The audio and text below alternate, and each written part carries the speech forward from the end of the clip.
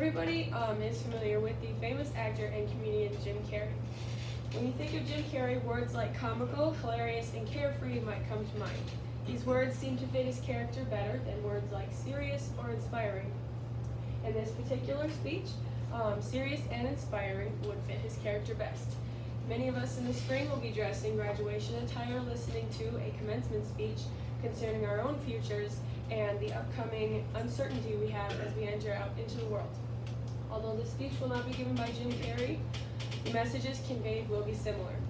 In this speech, he brings up themes of staying true to oneself, staying motivated, and in Carrey's own words, risk being seen in all of your glory.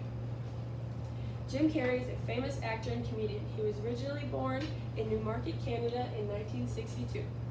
He is currently a successful screenwriter and producer with his own production company. He is currently 59 years old, but when the speech was given, he was 52 years old. He gave the speech in Maharishi University, located in Fairfield, Iowa, and his audience consisted of parents, faculty, and staff of the university and the graduating class of 2014. Along with the live audience, there was also a live stream set up for the overflow guests, and there's over 15 million views on his uploaded version of the video on YouTube. Now we will have to click for this speech. Join the game, fight the wars, play with form all you want. But to find real peace, you have to let the armor go. Your need for acceptance can make you invisible in this world.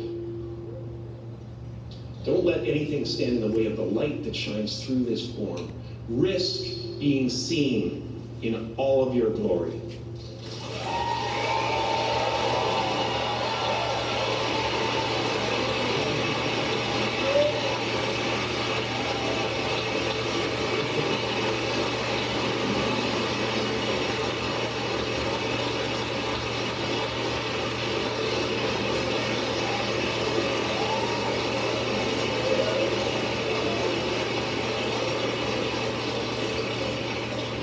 It's not big enough.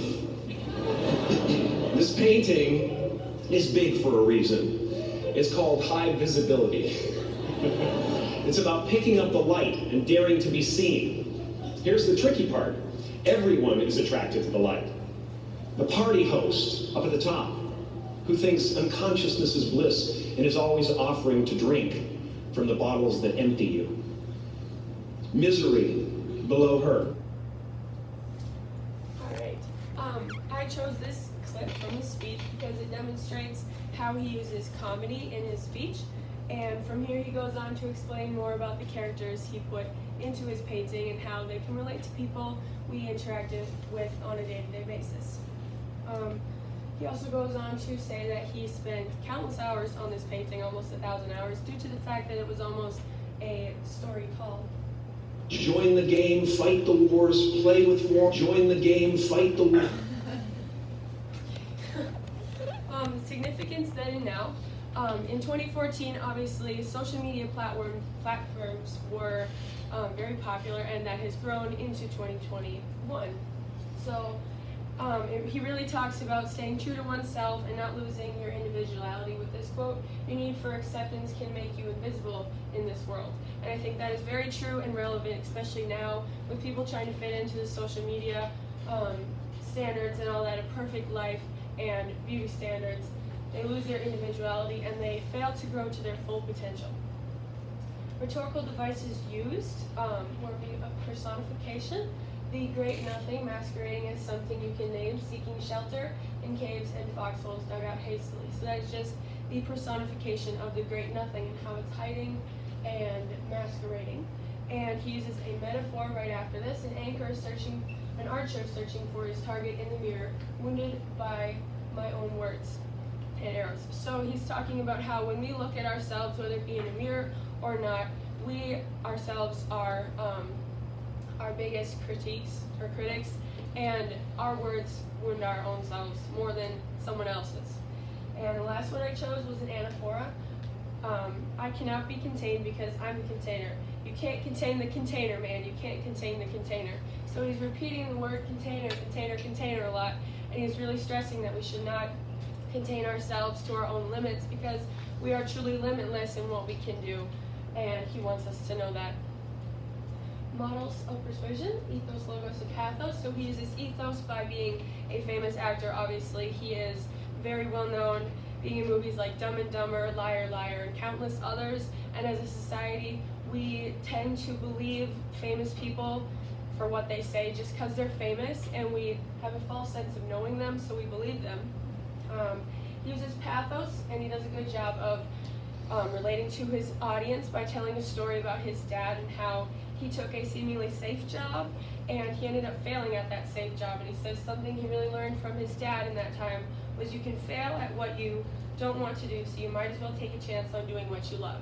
And I think that's really important for everyone to know, especially as we're graduating, to take that chance to do something we love, because if we can fail at something we don't love, why not try for it? And logos, he really speaks to the reasoning part of our brains when he says this quote, everything you gain in life will rot and fall apart, and all that will be left of you is what was in your heart. So that's really final. When you die, that is final. How you lived your life is really important, and when you look back on it, it's how good you lived it in your heart.